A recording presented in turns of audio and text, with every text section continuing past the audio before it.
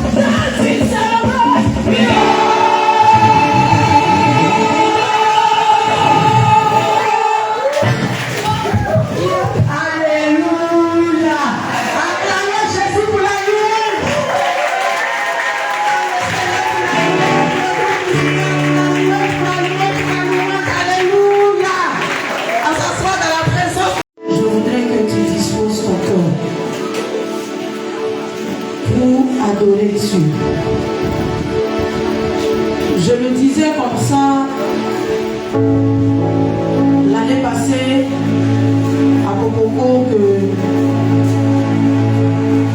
l'année 2026 sera encore plus difficile. Mais pour ceux qui ont le Seigneur, qui ont l'amour véritable du Seigneur, qui ont la crainte de Dieu, ne passeront pas par ces moments difficiles. Et lorsque nous entrons dans de nouvelles années, il y a des gens qui pensent que les problèmes sont finis. Les soucis s'arrêtent. Les morts s'arrêtent. Vous voyez, nous sommes entrés en 2026. Regardez tous ces morts encore. Regardez tous ces accidents.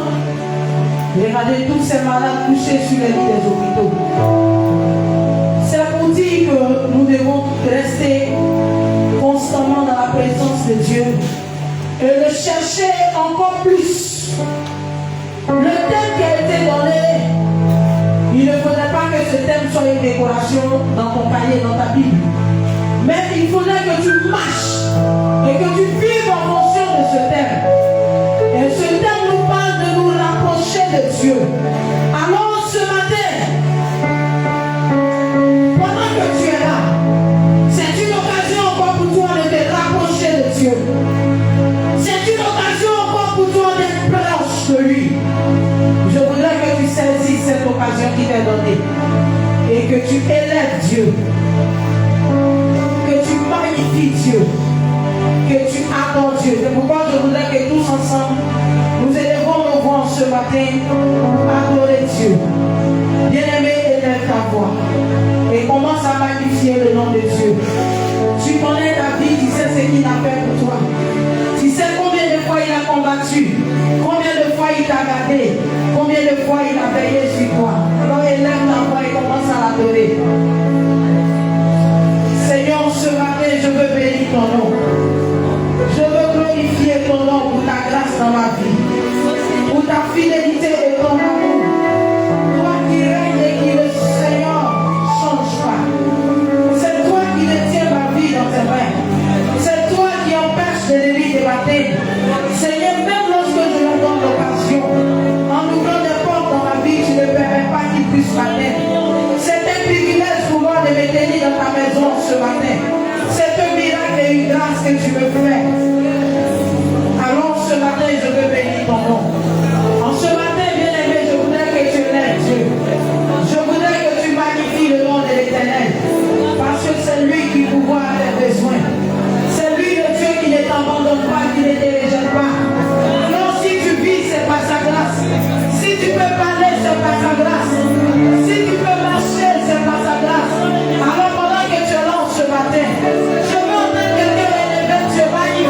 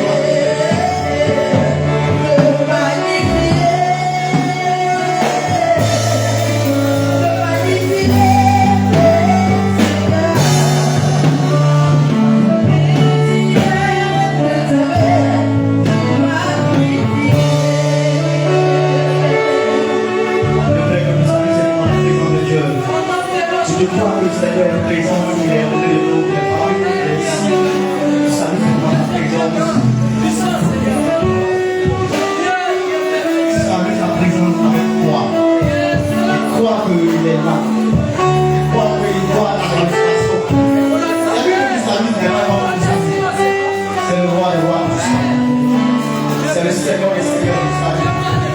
C'est le véritable salut. Et Yeshua nous salue. C'est l'ancien état du salut.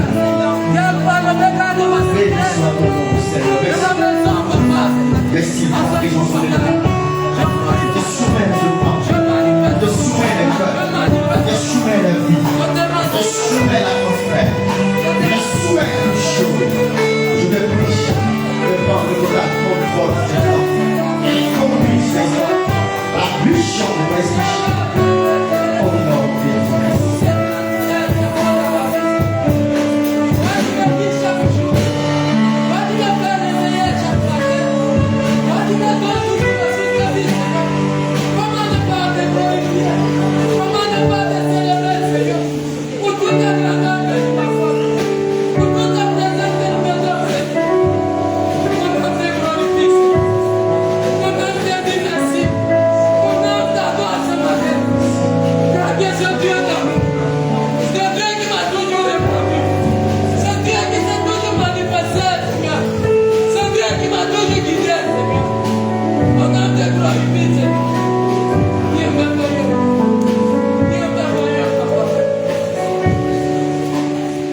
Chanter ce chantement, s'il vous plaît. Ça va être chanson tout à l'heure à louange. Ne pas laisser Jésus. Jésus.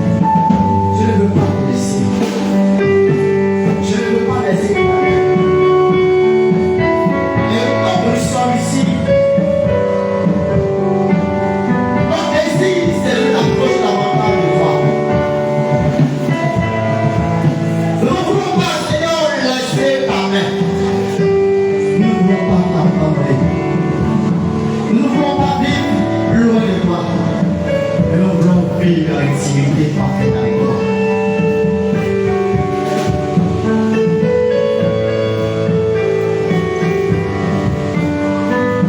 Plusieurs parmi nous ne veulent pas lever ta main. Par de leur faiblesse, il arrive d'embrasser ta main. Mais ce matin, je bénis ton nom pour la grâce que tu fais dans ta présence.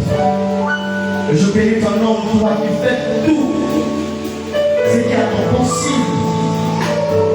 Mais évitez que nous nous éloignons de toi. Quand bien nous sommes nous éloignons, tu fais tout pour nous ramener à toi. Quand bien nous nous ramenons ta main, tu fais tout pour nous ramener à toi. Merci ta protection. Merci de cette faveur, de cette grâce que tu fais. Bénissons ton nom pour le reste du temps. Et toute la gloire te revient. Au nom de Jésus. Je veux acclamer le Seigneur la soirée dans les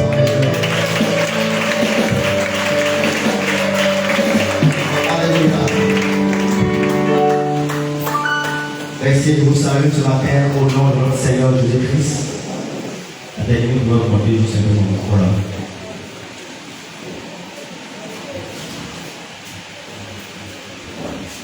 C'est le temps de la prédication et donc dans notre intervention, disposer nos cœurs pour recevoir de Dieu ce qu'il faut ce matin. Tu vas prendre ta Bible dans 1 Corinthiens 9.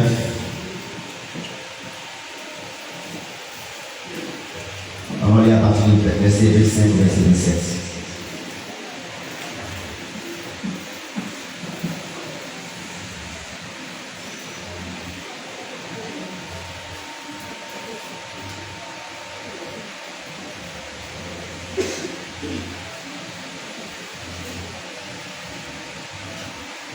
Je lis la parole de Dieu. Tous ceux qui combattent s'imposent toute espèce d'abstinence et ils le font pour obtenir une couronne corruptible. Mais nous faisons-le pour une couronne incorruptible. Mais donc, je cours, non pas comme à l'aventure, je frappe, et non pas comme battant l'air. Mais je traite durant mon corps, et je le tiens à chétif, de peur d'être moi-même rejeté après d'avoir prêché aux autres. Tu vas prendre Romains 8, verset 13.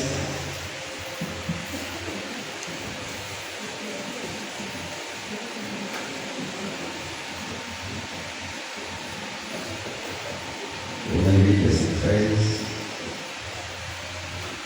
Si nous vivons selon la chair, non. Si vous vivez selon la chair, vous mourrez. Mais si, par l'esprit, vous faites mourir les actions du corps, vous vivrez. On va lire encore les passages. 1 Pierre 2, verset 11.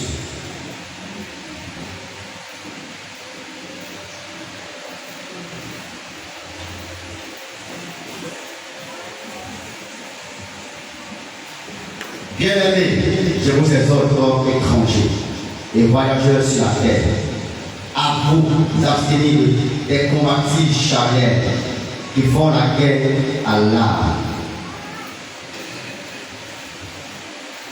Colossiens 3, 23.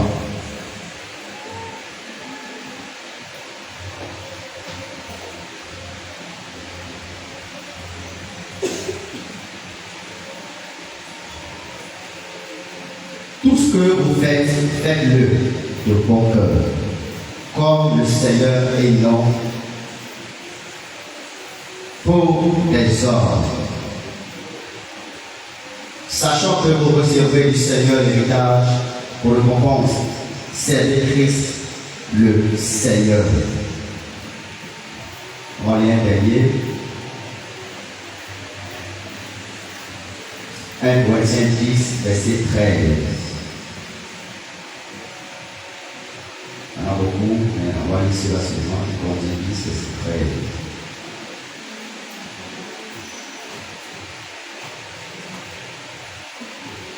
Aucune tentation ne vous est survenue qui n'ait été humaine. Et Dieu, qui est fidèle, ne permettra pas que vous soyez tentés au-delà de vos forces. Mais avec la tentation, il préparera aussi le moyen d'en sortir, afin que vous puissiez la supporter. Parole du Seigneur. Amen.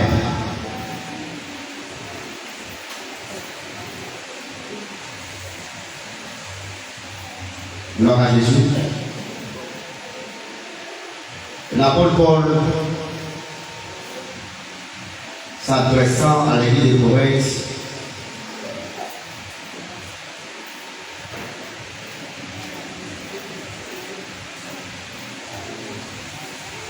a pris la marche chrétienne comme une course.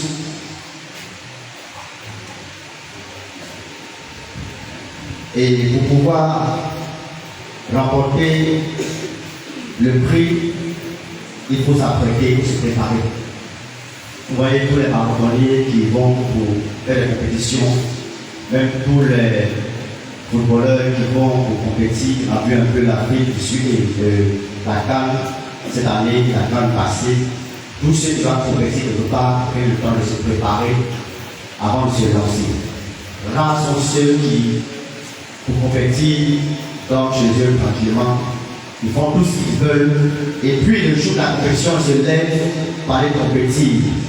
Même ceux qui sont en train d'examiner naturellement le CP, le BPC, le baccalauréat, le BTS et tout ce qu'on peut imaginer, tout ce qu'on connaît, avant d'aller affronter l'examen ou le concours, on prend le temps de se préparer avant d'y aller. Pour obtenir, pour espérer obtenir son diplôme ou bien le médaille qu'il faut. Et donc, l'apôtre Paul, ici, au verset 25, il dit que tous ceux qui comparent s'imposent toute espèce d'abstinence et le font pour obtenir une couronne positive. Mais nous, en tant qu'enfants de Dieu, nous devons le faire pour une couronne positive. Alléluia. Et au verset 27, c'est ce qui nous intéresse plus. Il dit, je traite durement mon corps et je le tiens assujetti, de peur d'être moi-même rejeté après avoir prêché aux autres. Il traite durement son corps. Et donc, c'est de là qu'il a tiré notre thème. Traiter durement son corps et le tenir assujetti.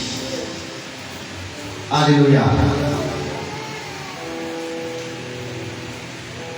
Tu peux t'imaginer toutes sortes de manières que l'apôtre Paul a utilisé pour traiter son corps.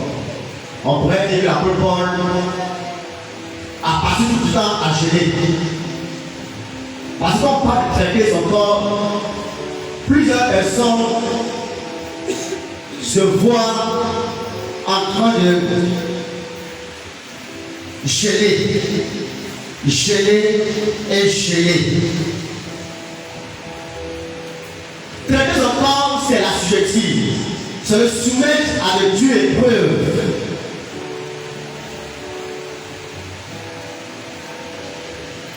La nuit de samedi à dimanche, tu sais que dimanche, tu dois venir dans la présence de Dieu. Tu sais que tu ne viens pas dans la présence de n'importe qui, mais tu viens dans la présence de ton Dieu. Et nous venons tous pour répondre à cette convocation. Et pendant la nuit de samedi à dimanche, je veux bien préparer au culte. À commencer déjà même samedi, ou toute la semaine, mais particulièrement la nuit de dimanche à lundi, de dimanche de samedi à dimanche. Et le Seigneur, au milieu de la nuit, te réveille par toutes sortes de moyens. Le Seigneur a tellement de moyens pour réveiller ses enfants. Mais on n'est pas docile, on n'est pas soumis et non pas obéissant. On laisse le corps nous dominer, on laisse la chair nous dominer. Et donc, au milieu de la nuit, tu sens que tu as envie d'aller faire pipi, par exemple. Tu te réveilles la nuit, tu regardes l'heure, il est 2h du matin, bon, va faire pipi, tu reviens, et tu vas te coucher. En tant que tu t'es réveillé, le Seigneur t'interpelle pour dire, mon fils, ma fille, il faut prier. C'est un temps pour Christ pour prier. Et alors, tu vas te pisser. Moi, je vais dormir un peu, mais 3h, 4h, je vais pour prier. Tu dors. 5h du matin arrive. Le Seigneur te réveille encore. Mais tellement ton corps a besoin de sommeil, tellement tu aimes le sommeil, comme moi ici, je vais apprendre un peu à 6h du matin, 6h, je vais prier un peu. Depuis à 9h, je vais prier un peu à 6h, 6h arrive. Tu as toutes sortes de choses à faire. Et finalement, à peine même tu vas te lever pour dire merci au Seigneur. Tu vas appeler notre Seigneur, tu vas prendre tes bagages, après t'apprêter. Vers la fin même, tu es en retard. Toi, tu t'es réveillé à 2h du matin, à 5h, à 6h, tu es en retard. Tu n'as pas envie de traiter ton corps. Tu n'as pas envie de traiter ton corps. Notre corps s'habitue à la manière dont nous voulons que notre corps fonctionne. Moi, je regardais cela lorsqu'on était en formation. On va te réveiller à 4h du matin. Depuis 4h du matin, tu te réveilles. Tu vas aller au sport, tu vas venir, tu vas aller au café. Après le café, tu vas aller en salle, tu vas sommeil en salle. Après sport, non, il n'y a pas de que des nuits. Tu attrapes et puis tu te surprends de dormir. Mais au bout de cet temps, ton corps commence à s'habituer à ça. Une fois qu'il est 3h30, ton corps commence à s'apprêter à se réveiller. Et avant même qu'on réussisse à 4h, tu es bien réveillé. Parce que tu as habitué ton corps à ça. C'est comme ça que l'apôtre Paul a travaillé. Alléluia. Mais chaque fois que le corps désire quelque chose, tu lui donnes cela. Tu es en train de lui donner la force de te dominer. Alors que le corps n'est rien d'autre qu'un exécutant. L'être humain a 3 parties. L'esprit, l'âme et le corps. Le corps ne fait que ce que l'esprit a ordonné à l'âme de l'exécuter. Notre corps est en contact avec l'extérieur. Notre corps est en contact avec le monde physique. Celui qui ressent tout. Quand tu passes, quand tu vois quelque chose devant de toi, tes yeux voient, tes yeux envoient l'information à la chair. La chair comprend, c'est le sens des émotions. La chair, elle est là. Quand elle reçoit quelque chose, alors elle ne peut pas tenir. C'est le sens de tout ce qui est émotion. Mais elle ne garde pas l'information par elle. Elle parle l'information à l'esprit. Qu'on appelle le général. C'est lui qui est le maître de tout. C'est lui qui commande tout. C'est lui qui entend. C'est lui qui envoie la réponse. Bien allé. Notre esprit est très important pour nous. Si nous voulons dilater durement notre corps, si nous voulons l'assujettir, alors nous prenons soin de notre esprit. Parce que le corps ne fait que exécuter les ordres qu'il reçoit.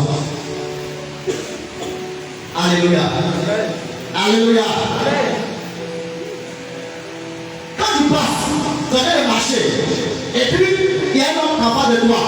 Pendant qu'il est en train de marcher, il met la main dans la poche pour sortir son portable. En sortant son portable, une enveloppe tombe. Dès qu'un homme tombe, il y a un pied qui sort. Un pied de 10 000 qui sort dehors. Tu vois. Et tu vois que ton maman est parti devant toi. Tes yeux ont vu. En tant que tu es moisi, depuis le matin, tu n'as pas encore mangé. Depuis le matin, tu n'as pas encore vu un seul pied, une seule pièce. Tu vois les 10 000 sortir de l'enveloppe. Ton esprit est mélangé. Les yeux qui ont vu t'apportent l'information à l'âme. L'âme réunit là-bas. Dis, mais tiens, ça c'est une bonne chose. Mon ami, ça, c'est très bon. Actuellement, tu l'as fait. Tu as faim. Le corps n'a rien mangé. Il faut prendre ça. Tu as besoin de ça. Il envoie l'information à l'esprit. Dis l'esprit, tu vois. Esprit, tu vois. Regarde ce qui est là. Ça, c'est l'occasion. C'est Dieu qui nous a donné ça. Ce homme-là, il en a encore là-bas. Ça, c'est Dieu qui nous a donné. On n'a pas laissé ça partir. On reste là pour dire. Mon ami, cet homme qui va, l'argent qui est tombé là, il ne sait pas pourquoi c'est tombé. Il ne sait pas quel problème il a. Ce n'est pas à toi. Il ne sait pas. Prends cet argent, coup d'erreur, va donner cet argent. C'est notre esprit qui va régler cela. Quand l'esprit a dit, va donner, t'achètes des terrains, fais d'autres, d'aller prendre et donner à ce corps. Bien aimé, plusieurs personnes boivent pour dire ce qu'ils n'ont pas envie de dire, pour dire ce qu'ils ne peuvent pas dire en face. C'est parce qu'il y a cela dans l'esprit qu'il allait boire pour lui parler ici. Sinon, il n'est pas parler ici. C'est parce qu'il a ça dans l'esprit. Il parle d'esprit, il parle de pensée. C'est parce qu'il a ça dans l'esprit. Il parle des pensées, il parle du cœur. C'est parce qu'il a ça dans le cœur qu'il allait boire pour pouvoir nous parler ici. Bien aimé, nous allons prendre soin de notre esprit. Et l'apôtre Paul a compris cela. La ville de Corinthe est une ville portuaire. C'est comme San Pedro. C'est une ville où tout le monde vient pour faire des échanges. Il y a tout là-bas. Tout ce qui est comme vice se trouve là-bas.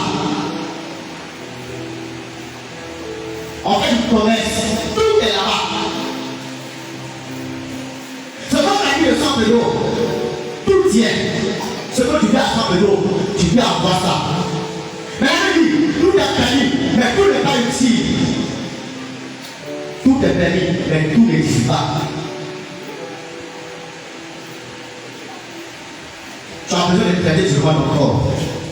Tu as besoin de se soumettre à toutes les preuves. Tu as besoin d'assujettir.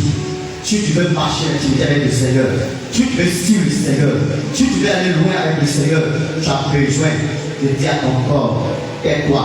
Pour que tu dises à ton corps, aide-toi, il faut traiter durement ton esprit. C'est l'esprit de Dieu contact avec l'esprit de l'homme. C'est par l'esprit que nous sommes en contact avec Dieu. Alléluia. Alléluia. Alléluia. Comme les personnes ici acceptent de traiter durement son corps, comme les personnes ici acceptent de soumettre son corps à de dures épreuves. On est 30 jours de jeûne, 30 jours de jeûne. Avant de commencer le jeûne déjà, tu as dit à ton esprit que tu ne peux pas. Donc ton corps a entendu la réponse à tomber à ton esprit. Ton corps là, il n'est qu'un exécutant. Il a entendu ce que ton esprit a dit à ton corps. Parce que l'esprit a donné la réponse au corps. Parce que le corps a pris l'information. Le six sens font partie du corps. Alors quand tu as dit dans ton esprit que tu ne pourras pas, alors ton corps a entendu. Donc toutes les fois que tu vas commencer à geler, ton corps dit je ne peux pas. Tu m'as dit qu'on ne pourra pas. Donc tu vas commencer à geler matin jusqu'à midi, tu réclames la nourriture. Alors tu vas manger. Tu ne pourras pas. Parce que déjà, ton esprit a donné la réponse à ton corps. Donc ton corps, lui, il ne réfléchit pas. Voilà pourquoi à l'école, on dit notre corps ne peut pas pécher. Notre âme ne peut pas pécher. Parce qu'ils sont sans intelligence. Elles ne réfléchissent pas trop. Ce ne sont que des exécutants. Ce corps, quand tu tu me dis, va pourrir demain. Demain là, quand tu seras couché, ce corps-là va aller dans la poussière. Nous sommes poussière, nous allons retrouver poussière. Bien-aimé, tu es créé, tu es un esprit. Dieu t'a fait la grâce de donner l'âme et le corps. Ton esprit, c'est lui qui sera jugé. Alors tu vas prendre soin de cet esprit-là.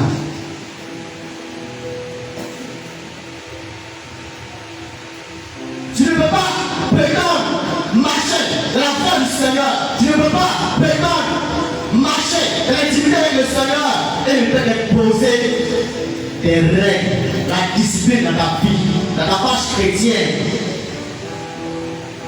Tu ne peux pas avoir une organisation pour avancer. Pourquoi? Tu ne pourras pas y arriver. Tu ne pourras pas avancer. Tu ne pourras pas tenir. Tu vas abandonner en chemin. Tu vas abandonner en chemin. Il suffit qu'on refuse. Il suffit qu'on dise quelque chose qui ne va pas te plaire. Tu vas abandonner en chemin.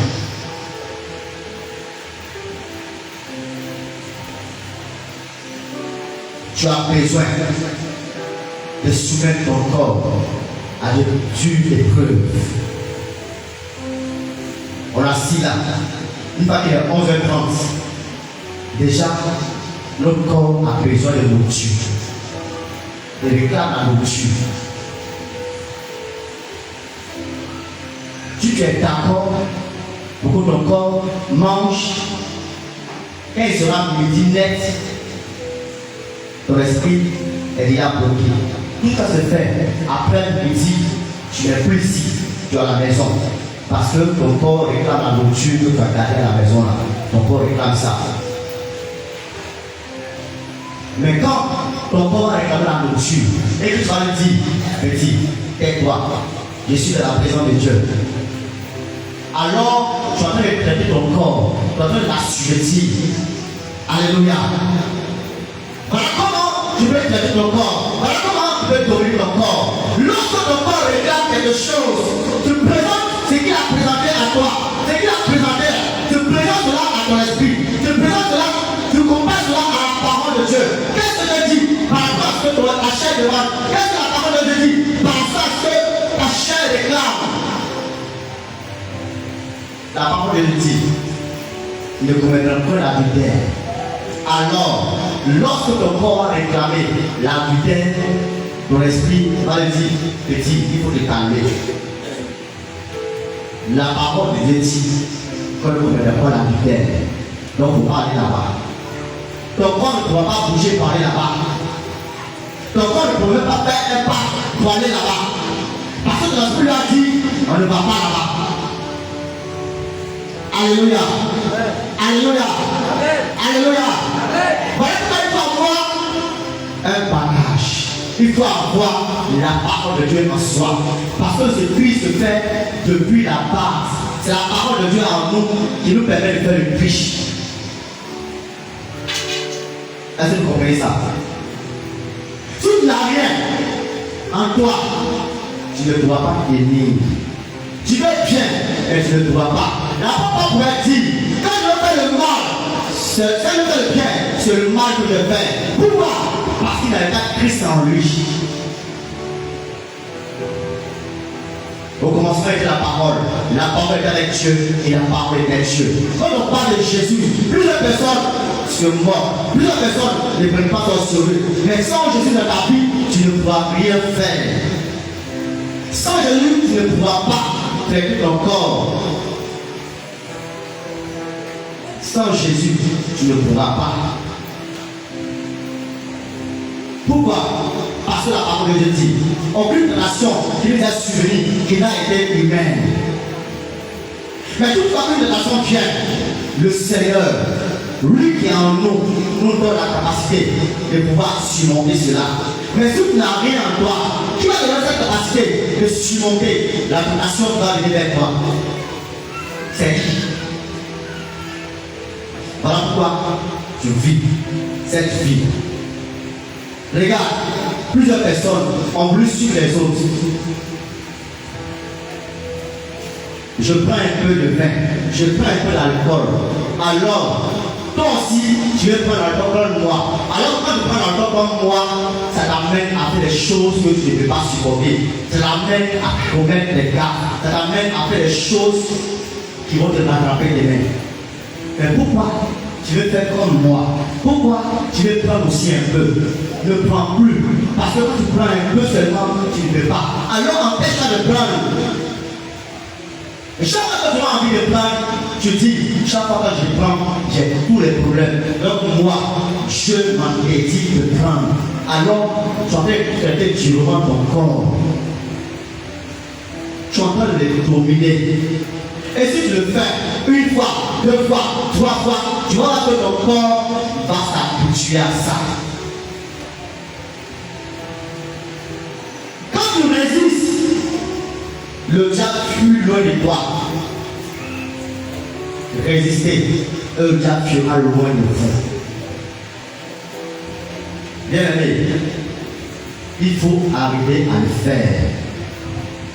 La parole que tu reçois ici t'aide à faire le prix. La parole que tu reçois ici t'aide à assujettir ton corps. Alléluia. Maman a remis son témoin ici. L'enseignement qu'elle reçoit lui donne de pouvoir mieux vivre son foyer. Mais si elle a aussi l'enseignement, pourra-t-elle vivre mieux dans son foyer? Non. C'est le Seigneur qui nous aime. Il veut que nous puissions avoir cette année une intimité véritable avec lui. Et il voudrait que nous puissions avoir une relation parfaite avec lui. Et il voudrait que nous prenions l'habitude. Ça soit pour nous une grande joie. Ça soit pour nous quelque chose de glorieux, de merveilleux. Comme un trésor, nous approcher de lui. Donc toutes les fois qu'on va être dans la présence de Dieu, nous devons être dans la joie. Nous devons nous presser d'y aller. Parce que nous voulons traiter notre corps à être obéissant à la parole de Dieu. Nous voulons traiter notre corps à être obéissant à la voix du Seigneur. Nous voulons traiter notre esprit à se soumettre à la volonté de Dieu. Donc toutes les fois que tu avais traité ton esprit à se soumettre à la volonté de Dieu, tu avais traité durement ton corps. Parce que c'est ton corps qui est exécutant, ton esprit est obéissant au Seigneur, ton corps besoin, ton corps obligé d'être obéissant. Alléluia. Amen. Alléluia. Amen. Gloire à Jésus. Amen. Tu es libre d'injurer quelqu'un. Mais est-ce qu'il y a injurer quelqu'un, c'est la volonté de Dieu? Non. Donc, c'est pas la volonté de Dieu. Lorsque cette pensée vient de ton esprit, alors à toi de ne pas accepter et puis de ne pas injurer la personne, mais tu l'acceptes, alors ton cœur dit à ton corps, il faut l'injurer. Fortement, ta bouche va s'ouvrir et puis tu vas injurer la personne. Mais si déjà tu n'as pas accepté cette pensée qui est dans ton esprit, tu vas voir que tu ne dois pas ouvrir la bouche pour injurer cette personne. Alléluia. Amen. Alléluia. Amen. Gloire à Jésus. Amen. Bien aimé, faisons attention. Dieu t'a créé différents les uns les autres. Ce que ton frère fait, tu n'es pas obligé de faire la même chose. Ce que ta soeur fait, tu n'es pas obligé de faire la même chose. Mais si tu vois que ce qu'elle fait, c'est la volonté de Dieu, alors, comme la parole dit, imitez-moi, comme j'imite Christ, alors tu peux lui demander son secret, là le son secret, et tu vas avancer également. Cela est important. Nous pouvons traiter notre corps durement dans le jeûne, dans la prière, dans la méditation de la parole de Dieu. Tout ça, c'est pour amener notre esprit à être régénéré, à être transformé. Quand notre esprit n'est pas transformé, il sera difficile. Il sera très difficile d'être obéissant au Seigneur. Tout ce que nous faisons dans la maison de Dieu, rien n'est fortuit. Quand nous venons au culte, toutes les aspirations du Seigneur, toutes les aspirations du culte ne sont pas fortunes. Ne sont pas fortunes. Donc quand on dit louange. Il faut soumettre encore à la louange. Lève-toi, tu vas danser. Si tu sais danser. Tu ne sais pas danser, acclame. Ça va te faire bien. Quand le temps, l'adoration arrive, soumets-toi à l'adoration. Ça va te faire du bien. Quand le temps de la parole arrive, dispose ton cœur à recevoir sa parole. Ça va te faire du bien. N'attends pas le moment prophétique pour prier. Et puis après d'avoir prié, tu vas recommencer encore les mêmes choses que tu as laissé pour venir au temps. Tu vas recommencer la même chose là-bas. Parce que tu n'as pas pris le temps d'écouter la parole de Dieu. Comme les fois, on a imposé les mains. Et puis les mêmes choses se répètent dans ta vie. Comme les fois, on a prié pour toi.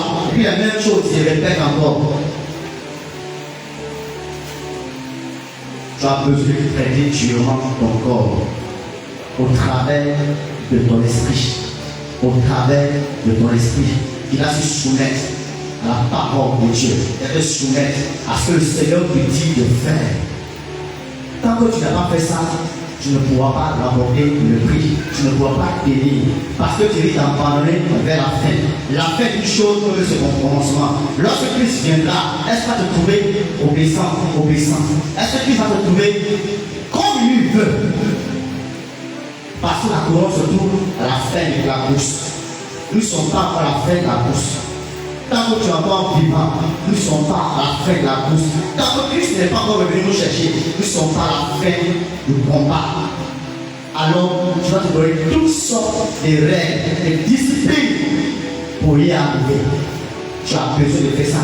Tu ne peux pas venir vie chrétienne dans le billard, dans le hasard. Tu ne pourras pas venir.